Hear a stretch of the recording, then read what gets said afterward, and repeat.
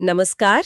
आज हम Robert Kiyosaki की बहुत ही चर्चित किताब रिच डैड पुअर डैड पर अम, गहराई से बात करने वाले हैं। हमारे पास ना इस किताब की एक काफ़ी अच्छी हिंदी समीक्षा है, तो उसी के आधार पर आज हम चर्चा करेंगे। हाँ, बिल्कुल। ये किताब तो काफ़ी प्रभावशाली रही है। हाँ, और इसका जो मूल आधार है वो लेखक के दो पिताओं के बीच का मतलब बिल्कुल अलग नजरिया है।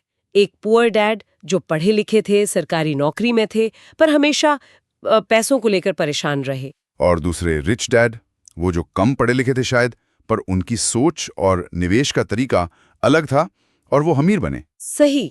तो चलिए इसी को थोड़ा खोलते हैं। आज हमारा मकसद है इस समीक्षा से समझना कि वित्तीय स्वतंत्रता के लिए क्या जरूरी सिद्धांत हैं इस किताब में। बिल्कुल, और ये भी देखना कि ये सिद्धांत हमारी जो पारंपरिक सोच है ना, उसको कैसे चुनौती देते हैं। मतलब खूब पढ़ो और अच्छी नौकरी पाओ वाली सोच। हाँ, ये पॉइंट समीक्षा में भी आता है। अच्छा, तो सबसे पहली और शायद सबसे बड़ी सीख जो दिमाग में आती है, पैसे के लिए काम मत करो, पैसे को अपने लिए काम करना सिखाओ। हाँ, इसका असल मतलब क्या है? सुनने में तो बड़ा क्रांतिकारी सा लगता है। हाँ, है भी। देखिए, समीक्षा इस बात पर जोर देती है कि ज्यादातर लोग, मतलब गरीब और मध्यम वर्ग, अपनी कमाई के लिए सीधे तौर पर काम करने पर यानी नौकरी पर निर्भर रहते हैं। ठीक है। जबकि अमीर सोच वाले लोग क्या करते हैं, वो ऐसी चीजें मतलब एसेट्स बनाने पर ध्यान देते हैं जो उनके लिए पैसा कमाती रहें, भले ही वो उस वक्त खुद एक्टिवली काम ना भी कर रहे हों। अच्छा, तो मतलब पैसिवली पैसा आता रहे। हाँ, बिल्कुल। फर्क सोच का है कि आप पैसे के पीछे भाग रहे हैं या पैसा आपके लिए काम कर रहा है। ये मूल सवाल है। यहीं पर मामला दिलचस्प हो जाता है। एसेट और लाइबिलिटी का फर्क। समीक्षा इसे बड़े साफ शब्दों में बताती है। हाँ, ये बहुत जरूरी है। एसेट वो है जो आपकी जेब में पैसा डाले, जैसे मान लीजिए किराए पे दिया घर या शेयर से डिविडेंड या कोई साइड बिजनेस। सही। और लायबिलिटी वो जो आपकी जेब से पैसा निकालें, जैसे कार का लोन, क्रेडिट कार्ड का बिल, ईएमआई वगैरह। बिल्कुल। और कई बार तो लोग जिसे एसेट समझते हैं, जैसे अपना घर, अगर उस पर बड़ा लोन है और जेब से पैसा जा रहा है, तो वो भी एक तरह से लाइबिलिटी बन जाता है कियोसाकी के हिसाब से। अरे वाह, ये तो सोचने वाली बात है। हाँ।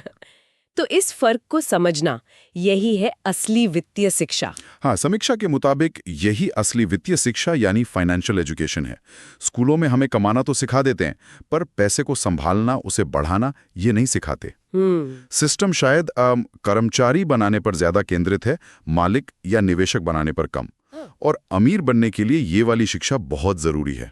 अच्छा, तो एसेट और लायबिलिटी का फर्क समझना हुआ, पर समीक्षा एक और बात कहती है कि डर और लालच, हाँ। ये भी तो बहुत बड़े फैक्टर हैं। हाँ, बिल्कुल। सिर्फ जानना काफी नहीं है। यहीं पर रिच डैड की सोच, मतलब वो मानसिकता काम आती है। कैसे? देखिए, समीक्षा कहती है कि नौकरी छूटने का डर या फिर जल्दी से अमीर बनने का लालच, ये दोनों भावनाएं अक्सर लोगों से गलत वित्तीय फैसले करवा देती हैं। हाँ, ये तो होता है। रिच डैड की जो सोच है वो भावनाओं पर आधारित नहीं है। वो तर्क और एक सोची समझी रणनीति पर आधारित निवेश करने पर जोर देती है। समीक्षा बताती है कि अमीर लोग हिसाब किताब लगाकर, सोच समझकर कदम उठाते हैं, भावनाओं में बहकर नहीं। तो इसका मतलब क्या ये हुआ कि हमें नौकरी छोड़ देनी चाहिए और बस अपना बिजनेस या निवेश शुरू कर देना चाहिए? क्या समीक्षा यही कहती है? देखिए, अपना आय का स्रोत बनाना, जिसे पैसिव इनकम कहते हैं, वो एक बहुत जरूरी पहलू है। हाँ, जैसे रेंटल इनकम या डिविडेंड्स। हाँ, ऐसी कमाई जिसके लिए आपको लगातार खटना ना पड़े। लेकिन समीक्षा ये भी मानती है कि इसमें वक्त लगता है, मेहनत लगती है और लगातार सीखना पड़ता है। ये कोई, वो क्या कहते हैं, रातों रात अमीर बनने वाली स्कीम नहीं है। अच्छा। किताब का असली असर, जैसा समीक्षा में भी है, वो पैसे के प्रति आपकी सोच को बदलना है। ये मानसिकता का खेल ज्यादा है। तो कुल मिलाकर ये किताब सिर्फ पैसों के लेन देन के नियमों के बारे में नहीं है, बल्कि पैसे को लेकर हमारी सोच को कैसे बदला जाए, इस बारे में है। सही कहा। ये समझने के बारे में है कि संपत्ति कैसे काम करती है और कैसे हम पैसे को सच में अपने लिए काम पर लगा सकते हैं। बिल्कुल। और यहीं पे एक जरूरी सवाल उठता है।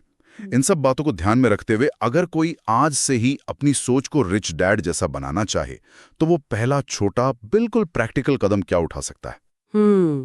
वाकई सोचने वाली बात है। खैर, इसी विचार के साथ आज की ये गहरी पड़ताल यहीं समाप्त करते हैं।